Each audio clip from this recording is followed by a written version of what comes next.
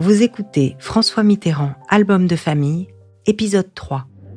Proche et distant à la fois, François Mitterrand fascine, aimante, avance inéluctablement vers le pouvoir. Sa stratégie d'union de la gauche est la bonne, il en est certain, même si elle est contestée au sein du PS par Michel Rocard et que les communistes eux-mêmes tentent de revenir en arrière quand ils comprennent qu'ils seront bientôt marginalisés. Mitterrand sera unitaire pour deux.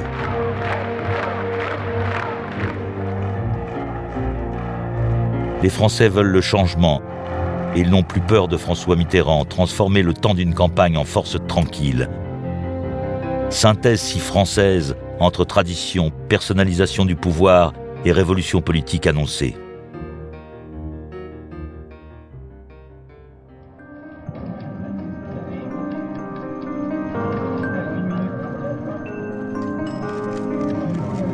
Le second tour de l'élection présidentielle se déroule le 10 mai 1981. À ses proches, François Mitterrand a souvent glissé « Nous ne sommes pas capables de nos joies et de nos chagrins », pour rappeler à chacun que l'homme est rarement à la hauteur de ses émotions. Qu'a-t-il ressenti aux alentours de 18h30 quand on lui a confirmé qu'il était bel et bien élu, alors qu'il avait rêvé de cet instant toute sa vie? Il ne laisse rien paraître. Danielle Mitterrand, elle, ne peut réfréner les sanglots qui la submergent tout à coup par saccades. Ce soir-là, Danielle et François vivent l'apogée de leur compagnonnage politique et amoureux. Plus de 30 années d'une vie entière consacrée à la carrière politique de François, avec ses drames et ses espoirs, avec les complexités d'une vie amoureuse qui a évolué avec le temps, sans finalement remettre en cause cet engagement pris un jour d'octobre 1944. Pour des millions de Français rassemblés peu avant 20h devant leur poste de télévision, François Mitterrand incarne l'espérance folle d'un changement de société. J'étais avec ma mère. Mazarine Pinjot. Tout petit appartement, Jacob, dans le petit salon. Ça, pour le coup, je me souviens bien du lieu, de l'atmosphère. Et on attendait. C'était un petit peu un moment en suspens, alors que partout ailleurs dans la ville, ça commençait à devenir très... la liesse populaire, ou en tout cas l'attente, mais avec beaucoup d'espoir. Et nous, on était recluses. Ce qui était souvent le cas. Ce qui était aussi un choix de ma mère. Et de grande angoisse pour elle, je pense. Parce qu'elle se demandait quand même si la vie n'allait pas radicalement changer. Et je pense que c'était très ambivalent, parce qu'en même temps, elle était très heureuse pour mon père. Ça faisait quand même un certain temps qu'il travaillait à ça. C'était ce qu'il rêvait de faire. C'était c'était quelque chose qui relevait de son destin. Elle était aussi heureuse pour lui, pour l'homme qu'elle aimait. On associe beaucoup le secret au fait de sa fonction, mais le secret, il était là avant. Il était là dans un mode de vie, il était là dans un choix de mes parents, dans un choix d'histoire, dans un choix d'amour. Et moi, j'en suis la conséquence, et j'ai donc vécu là-dedans, mais c'était pas... c'est pas le fait qu'il soit devenu président qui est tout à coup instauré le secret. Alors, évidemment, on était beaucoup plus libre de parole avant. C'est-à-dire qu'après, une fois qu'il est devenu président, là, c'est devenu un secret encore plus corseté, qui a eu un enjeu bien au-delà de notre propre histoire. Et puis bon, je pense que j'avais tellement intégré la décision de ma mère, sa décision de vie, que je me posais pas beaucoup de questions. J'aurais dû à un moment donné me dire il y a un truc qui va pas.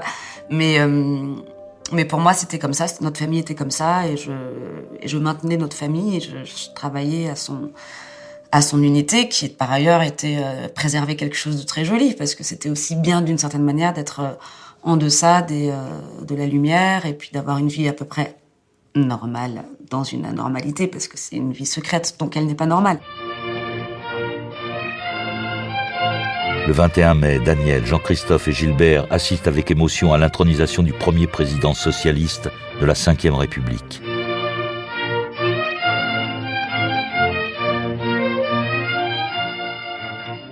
Ce qui est émouvant, c'est d'avoir le sentiment de participer à un moment Gilbert Mitterrand. Historique, et d'en être si près, voilà. Ce qui est émouvant, c'est pas de voir son père en tant que tel, c'est de le voir en président de la République. C'est pas pareil. J'ai surtout un souvenir de l'approche du pouvoir et comment les gens peuvent explosé. Jean-Christophe Mitterrand. L'approche du pouvoir, c'est quelque chose d'étonnant. Et comment les gens pouvaient changer dans la cour de l'Élysée. C'était plus les mêmes.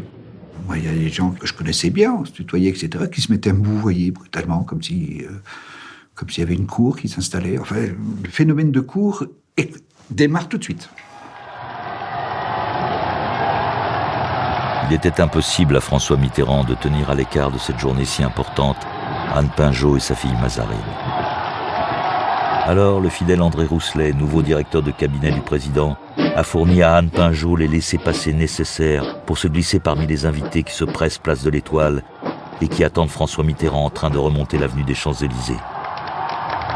La petite fille qui assiste à la cérémonie sur les épaules d'un ami n'est autre que Mazarine, regardant son père effectuer son premier geste officiel. En fait, j'y étais avec mes cousins, et puis avec Charles Salzman, je crois. On était dans un truc très ludique. Mazarine Pinjot. J'ai tout de suite fait la part des choses entre mon père président et mon père papa. Enfin, c'est qu'il y avait d'un côté la fonction où il était intouchable. Ça me dérangeait. Enfin, je me disais, c'est pas mon père. Enfin, il y a quelque chose qui fonctionne pas. Et de l'autre côté, papa uniquement dans les lieux totalement privés, qui sont pas ouverts au public. Alors, ceux qu'il adorait transgresser, parce qu'il adorait qu'on aille se promener, déjeuner dehors, au restaurant, machin et tout. Mon père adorait qu'on fasse des trucs ensemble. C'est-à-dire qu'on allait au concert, voir les trucs, les chanteurs qu'on aimait, donc Barbara, effectivement. On allait au théâtre, et après, on allait toujours dans la loge, féliciter les artistes. Et donc, il me présentait, il me dit, voilà, une jeune fille qui vous admire beaucoup, ce genre de choses. Évidemment, sans jamais dire que je suis sa fille, mais il adore quand même me présenter. Sur la côte landaise, François Mitterrand continue à se partager, comme en témoignent les albums photographiques de l'été 81. D'un côté, le jardin de Latch et ses assemblées familiales et politiques, où beaucoup se pressent. Et de l'autre, la vie avec Mazarine et Anne, à quelques kilomètres, autour du lac d'Osgore. Maîtriser le temps, maintenir le secret. La mécanique que François a mise en place ne peut plus être arrêtée. Je pense qu'il y a quelque chose qui s'est transformé au moment où j'ai dû dire à l'école, mais c'est pareil, c'était un peu de la reconstitution, parce que j'ai pas un souvenir très précis de la chose, où j'ai dû dire, mon père est président, enfin, un peu très content, très fier, enfin, contente non, mais fière, quoi, enfin, comme les gamins disent, mon père c'est le plus fort, et où on m'a dit, tais-toi. Et à ce moment-là, j'ai compris qu'il y avait plus de jeu, enfin, qu'on ne pouvait plus jouer autour de ça, que là, ce secret devenait grave. Je n'avais pas compris secret d'État. Enfin, ça voulait rien dire pour moi, mais c'était grave. Ça, j'ai compris qu'il y avait quelque chose qui était dangereux. En nommant des ministres communistes au gouvernement malgré l'opposition d'une partie de la gauche et aussi des alliés de la France, Mitterrand sait qu'il inscrit son nom dans l'histoire de la République. En ces premiers mois, c'est une frénésie de réformes qui secoue le pays. Le président sait bien que la situation économique internationale est mauvaise et que la France connaît une crise monétaire. Mais Mitterrand, le politique, a promis de changer la vie. Il va donc s'efforcer de changer la France au plus vite. La plupart des 110 propositions de 1981 sont mises en œuvre, transformant durablement le pays. Bientôt s'ajouteront les nationalisations des banques et de secteurs entiers de l'industrie. Les 39 heures payées 40, la 5e semaine de congés payés, la retraite à 60 ans, les droits des salariés dans l'entreprise, la libéralisation des ondes radio et de la télévision, le doublement du budget du ministère de la Culture, la régularisation de 150 000 travailleurs immigrés, la dépénalisation de l'homosexualité. Sur la scène mondiale, le président socialiste est bien seul à porter son message de la défense des peuples opprimés, comme à Mexico, en octobre 1981. Un discours tiers-mondiste comme aucun président français n'en avait jamais prononcé.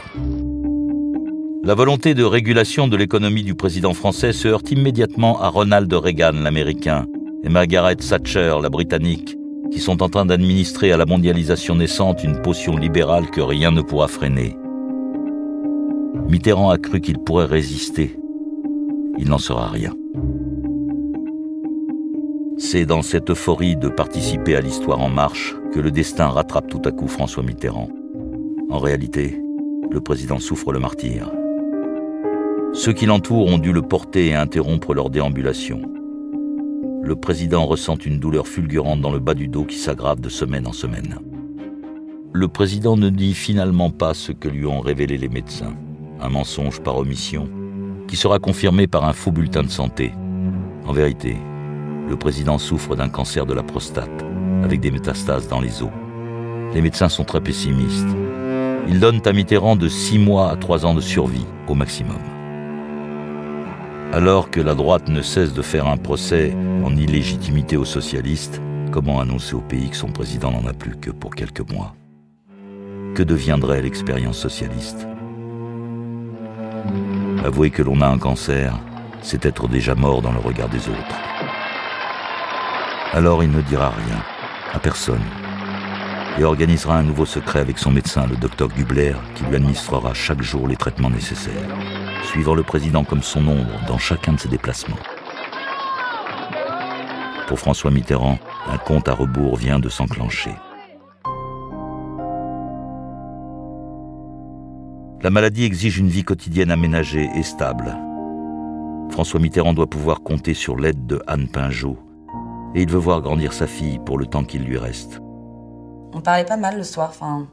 J'ai eu toute une période de grande angoisse. Je me souviens où je pleurais tous les soirs pour essayer de m'habituer à la mort. Et donc je lui demandais, mais qu'est-ce qui se passera quand tu seras mort et tout. Je me souviens parce que je me souviens tous les soirs, j'essayais de m'habituer à l'idée que c'était possible qu'il meure. Alors qu'il m'avait jamais parlé de sa maladie. Donc quoi, les enfants savent beaucoup de choses. Impossible de s'installer dans l'appartement de Anne, rue Jacob, trop exposé au public et difficile à sécuriser. Pris au piège de ses secrets, François Mitterrand choisit pour refuge, en 1982, le quai Branly, une annexe de l'Élysée où l'on traite le courrier de la présidence et où plusieurs conseillers et officiers militaires du palais sont logés. Une résidence à l'abri des regards et protégée. C'est là que François Mitterrand vivra désormais, au grand désespoir de Anne Pinjot et de Mazarine. Et donc, ils nous ont imposé de déménager, ce qui a été un peu le drame de ma mère et moi, parce qu'on était très malheureuses de quitter cet appartement, chez nous, pour aller dans un endroit glacial, sans âme, une prison, Alors certes, c'était grand, etc., mais nous, on s'en fichait, on préférait être dans un endroit petit, etc. Mais je sais qu'on n'y a jamais rien installé avec ma mère, aucune affaire. C'était vraiment, on prend nos bagages, on les dépose et on repart, et on repartira un jour. Mais bon, en tout cas, le fait de déménager là-bas a quand même permis qu'on vive ensemble, là pour le coup, très normalement, Ce qui vaut la semaine vaut pour les quelques heures de repos le week-end que tous les présidents de la République s'autorisent dans une résidence de l'État protégée et surveillée. Impossible d'aller dans les résidences habituelles de Rambouillet ou de Brégançon. Il faut trouver un endroit plus discret. Fidèle entre les fidèles depuis près de 30 ans, André Rousselet, directeur de cabinet, cherche parmi les dizaines de domaines de l'État celui qui permettra de ne pas attirer l'attention et où le président pourra se reposer sans crainte d'être observé.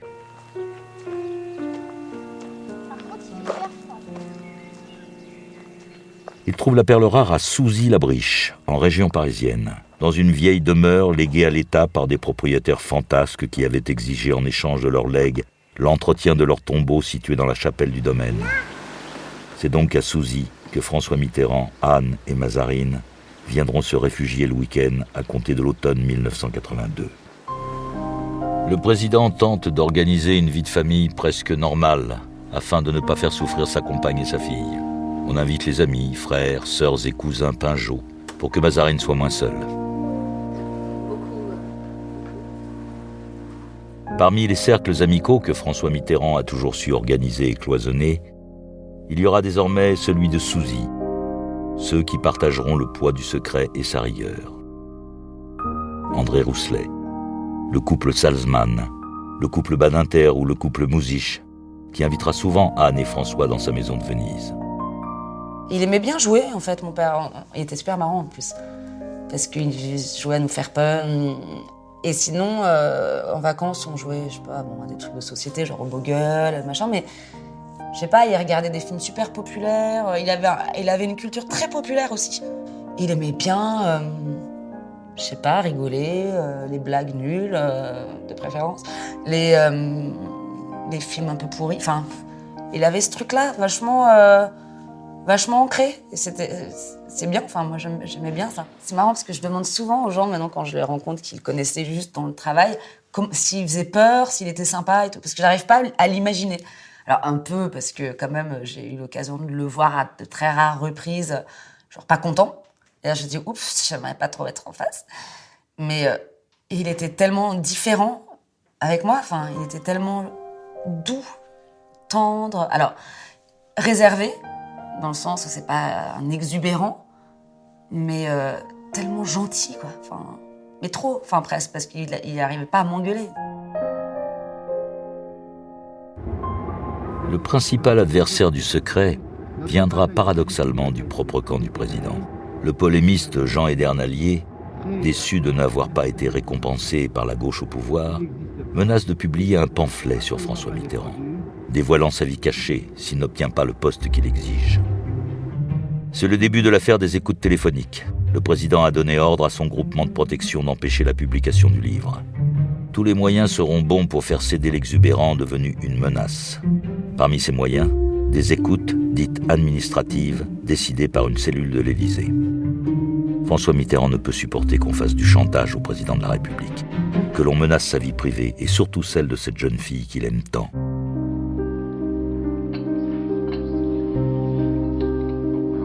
Au plus fort du bras de fer avec Jean Edernalier, François Mitterrand prend peur. Et si Daniel apprenait l'existence de Mazarine ? Alors, comme à son habitude, François envoie un émissaire avec la délicate mission de lui parler de Mazarine. En réalité, Daniel Mitterrand était au courant depuis la naissance de la petite fille que lui avait révélée une amie. Étonnamment, Daniel, par délicatesse ou par déni, avait décidé de ne pas en parler à François, comme elle n'en parlera pas à ses fils. Moi, quand j'ai vu Mazarine, etc., je ne l'ai pas dit à ma mère. Jean-Christophe Mitterrand. Et d'ailleurs, j'avais fait promettre à Mazarine de ne pas en parler, enfin surtout que ma mère ne l'apprenne pas, parce que sinon, j'allais dire, je devenais un traître, d'une certaine manière. Enfin, il faut bien une réaction, j'allais dire, de mère. Bon, voilà, donc il fallait être un peu prudent pour ne pas créer des incidents familiaux. François Mitterrand est soulagé. Tout le monde est d'accord pour faire comme si de rien n'était. On ne parle pas de Mazarine. Au fur et à mesure, j'ai appris à être très transparente, enfin pour ne pas avoir à dire, j'ai appris à ne pas poser de questions. Enfin voilà, il y a toute une sorte de système qui fait que même le corps change. Enfin, une forme de retrait, une forme de comment ne pas se mettre en danger, sachant que si vraiment on rentre dans des vraies relations, à un moment donné, le secret, il va bien falloir qu'il soit éventé, sinon c'est intenable. S'il y a une souffrance, elle est après coup, c'est-à-dire que je m'en suis pas rendu compte quand j'étais enfant. Après, je me suis dit que c'était n'importe quoi. Enfin, maintenant que j'ai des gamins et tout, je me dis mais comment je pourrais leur infliger une chose pareille, quoi. C'est une destruction de la personne en accéléré. Et c'est vrai qu'ils ne se sont pas posé la question, ou si se la sont posés, en tout cas, j'en sais rien, de se dire, là, quand même, il y a un petit truc qui déconne, il faudrait peut-être arrêter ça, quoi. Parce qu'une enfant ne peut pas grandir en étant aussi clivée. Enfin, j'aurais pu devenir autiste. Si vous avez aimé ce podcast, vous pouvez vous abonner sur votre plateforme de podcast préférée et suivre Initial Studio sur les réseaux sociaux. François Mitterrand, album de famille, est un podcast coproduit par Initial Studio et Yami 2, adapté du documentaire audiovisuel éponyme coproduit par Yami 2 et l'INA, réalisé par Fabien Béziat et Hugues Nancy et écrit par Pierre Favier. Musique, Michel Korb. Production exécutive du podcast, Initial Studio. Production éditoriale, Sarah Koskiewicz et Louise Nguyen. Montage, Camille Legras. Avec la voix d'Emmanuel Yacoubi.